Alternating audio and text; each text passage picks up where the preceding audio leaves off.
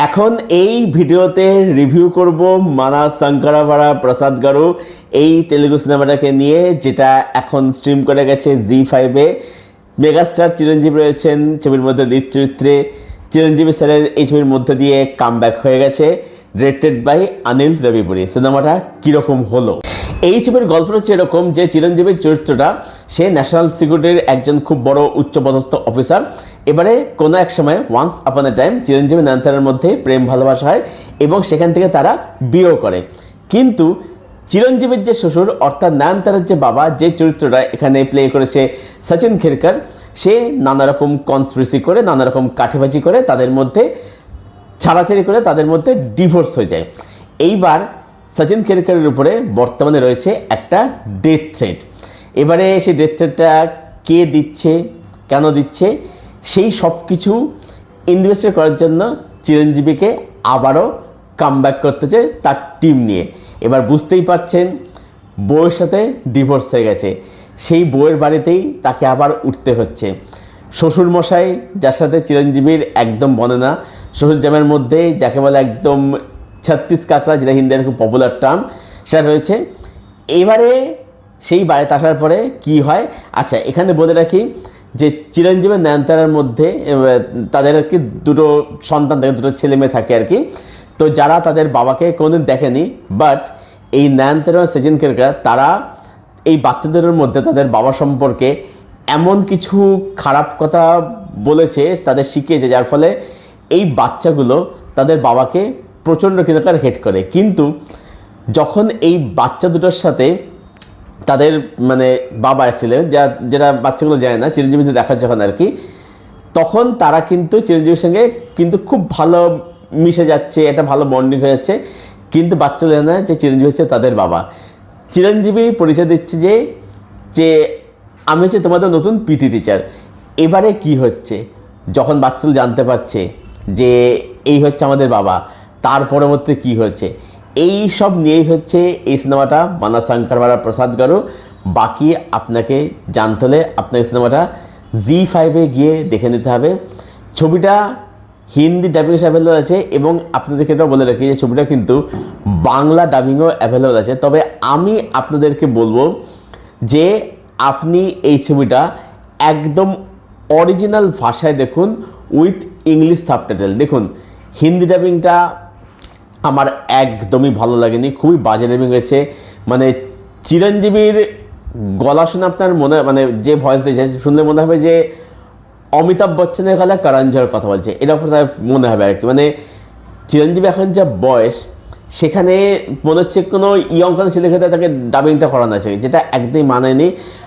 বাংলা ডাবিংটা হচ্ছে খুব ভালো সেটা বলবো না, কিন্তু অ্যাটলিস্ট মানে হিন্দির থেকে বলবো যে একটু বেটার আর কি। তবে আমি বলবো সিনেমাটা আপনারা একদম অরিজিনাল ভাষায় দেখুন, উইথ ইংলিশ সাবটাইটেল। আমার জন্য এই সিনেমার মধ্যে বেশ অনেকগুলোই পজিটিভ দিক রয়েছে। দেখুন, এই ধরনের সিনেমা যখন আমি দেখতে বসছি তখন আমি কি এক্সপেক্ট করব, আমি এটাই চাইবো যে সিনেমাটা আমাকে ভরপুর এন্টারটেনমেন্ট প্রোভাইড করুক, আমাকে ভরপুর বিনোদন দিক, যেটা আমাকে সিনেমাটা পুরোপুরিভাবে দিতে পারছে।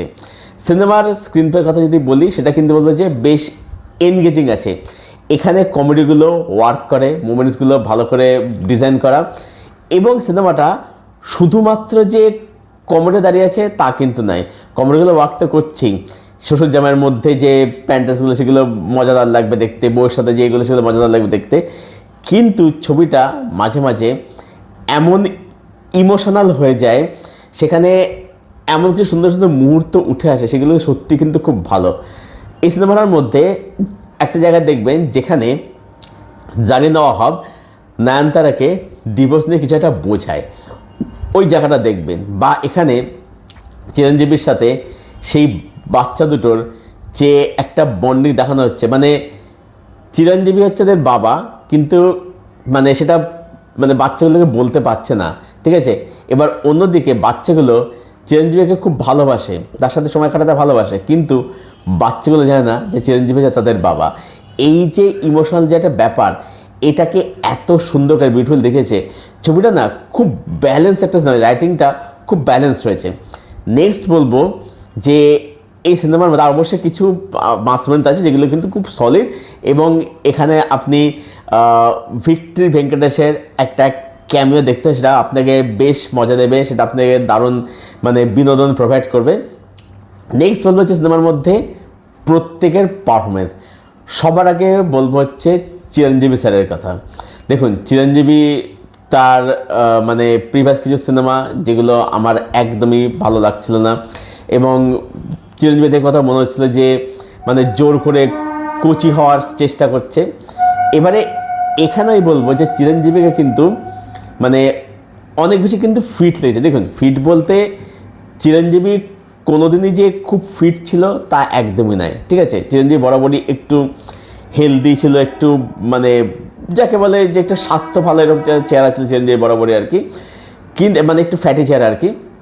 কিন্তু চিরঞ্জীবী খুব ভালো একজন অভিনেতা, এবং তিনি তার স্ক্রিন প্রেজেন্স দিয়ে, তার অরা, তার সোয়াগ, তার অভিনয় এই দিয়ে তিনি কিন্তু মানে এত বছর তিনি কিন্তু সাস্টেন করে সার্ভাইভ কিন্তু করছেন। দেখুন, একজন আমাকে জিজ্ঞেস করেছিল চিরঞ্জীবী আদৌ কি ভালো অভিনেতা, তো আমি এখানে বলবো যে যদি তিনি অভিনয় না জানতেন তাহলে আজকে তিনি এই জায়গায় আসতেন না। দেখুন, শুধুমাত্র সোয়াগ দিয়ে, প্রেজেন্স দিয়ে, অরা দিয়ে একটা লেভেল অবধি চালানো যায়, কিন্তু মানে লং রানে সাস্টেন কিন্তু করা যায় না।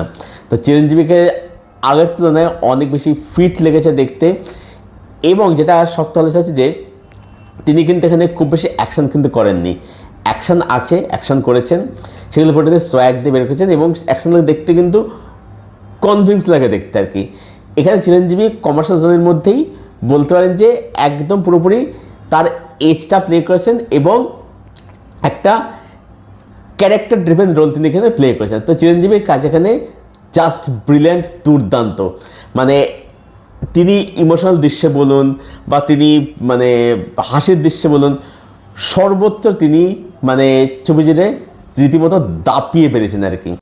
এছাড়া নয়নতারার কাছে সিনেমার মধ্যে বেশ ভালোই, তার এবং চিরঞ্জীবীর মধ্যে যে সিনগুলো সেগুলো আমার জন্য তো খুব ভালোভাবে ওয়ার্ক করেছে। সেটা প্রেমের দৃশ্য বলুন, সেটা দুজনের মধ্যে মান অভিমান, ঝগড়া, বা তাদের বাড়িতে যাওয়ার পর দুজনের মধ্যে যা কিছু করে, যা কিছু হয়, সব কিছু মিলিয়ে বলছি নয়নতারার কাছে সিনেমার মধ্যে কিন্তু বেশ ভালোই তিনি চিরঞ্জীবীকে যোগ্য সঙ্গত দিয়েছেন। এছাড়া সাপোর্টিং রোলে শরৎ সাক্সেনা, জারিনা ওয়াহাব, সচিন খেরকার এবং যারা আদার্স সাপোর্টিং কাস্ট রয়েছে তারাও তাদের জায়গাতে বলবো যে বেশ ভালো কাজ করেছেন।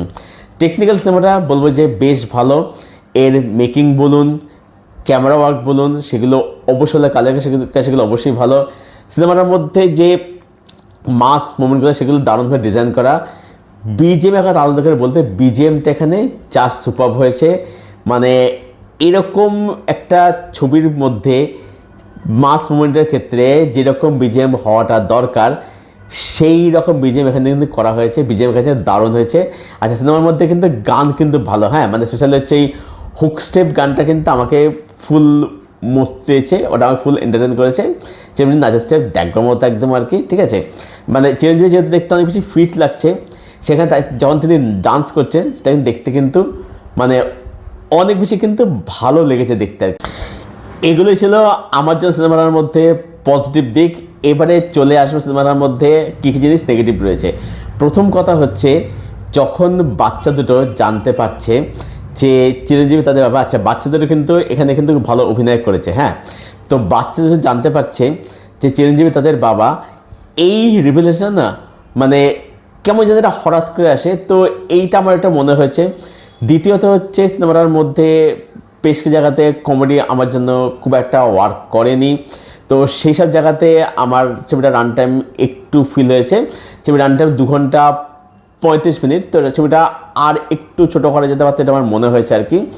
আর এখানে যে ভিলেন প্লে করছে যে অভিনেতা, তার পারফরমেন্স আমার খুবই মোটামুটি লেগেছে, এবং ভিলেনটা না খুবই দুর্বল হয়ে গেছে। প্রথমত ভিলেনটা স্ক্রিন টাইম খুবই কম, এবং এখানে যেহেতু স্ক্রিন টাইমটা কম, যার ফলে কী হচ্ছে, হিরো ভিলেন কনফ্লিক্টটা আমরা করে ফিল করতে না। এবার দেখুন, তেলেগু ডিরেক্টর যেটা করে থাকে সেটা হচ্ছে যে হিরোকে বেশি করে তুলতে গিয়ে ভিলেন পুরোপুরি ডাউন করে দেয়।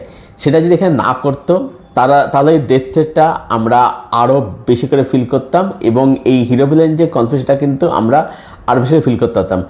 আর এখানে দুটো টুইস্ট হয়েছে, যার মধ্যে প্রথম টুইস্টটা আমার জন্য ওয়ার্ক করেছে, কিন্তু সেকেন্ড যে টুইস্টটা সেটা না, মানে ইদানিংকালে আমরা মানে আরও দুটো ছবিতে অলরেডি সেটা দেখে নিয়েছি আর কি, মানে দুটোই তামিল ছবি আর কি দেখে নিয়েছি। সেই টুইস্টটা আমার জন্য ঠিক আছে, মানে এমনি অভিনয় যারা করেছে তারা পারপাস জন্য টুইস্টটা ওয়ার্ক বেরিয়ে যাচ্ছে, কিন্তু ওই টুইস্টটার মধ্যে সত্যি নতুন কিছু নেই এখন। Now final verdict and rating. Final verdict এটাই, মানা সাঙ্কারাবারা প্রসাদ গারু এই তেলুগু ছবিটা, এটা আমার জন্য একটা ফুল অন প্যাকেজ এন্টারটেনিং বিনোদনমূলক ছবি হয়েছে। আপনারা সবাই নিশ্চয়ই জানেন যে অনিল রাভিপুরি তার কিন্তু ছবিটার মধ্যে দিয়ে সংক্রান্তি যে ক্ল্যাশ সেটা তিনি জিতে নিয়েছেন, পরপর দুবার জিতলেন। লাস্টটা জিতেছিলেন হচ্ছে সংক্রান্তি অবস্থা, সেটা ছিল ভিক্টর ভেঙ্কটেশকে নিয়ে। এবার তিনি চিরঞ্জীবী স্যারকে নিয়ে ভিক্টর নিয়ে ছবিটা করলেন এবং এই ক্লাসটা এবার তিনি জিতলেন আর কি। তো ছবিটা আমার তো বেশ মজাদার লেগেছে, একদম মানে fun to watch, full on entertaining একটা সিনেমা। সব মিলিয়ে আমি এই ফিল্মটাকে রেট করছি 7.5 আউট অফ 10। এটাই ছিল আমার রিভিউ তেলুগু সিনেমা মানা সাঙ্কারাবারা প্রসাদ গারু ছবিটাকে কেন্দ্র করে।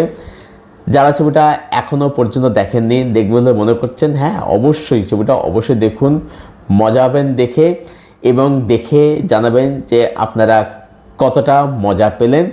আর যাদের ছবিটা দেখা হয়ে গেছে অলরেডি, আপনাদের কি ওপিনিয়ন এই ছবিটাকে ঘিরে সেটা অবশ্যই জানাবেন কমেন্ট করে।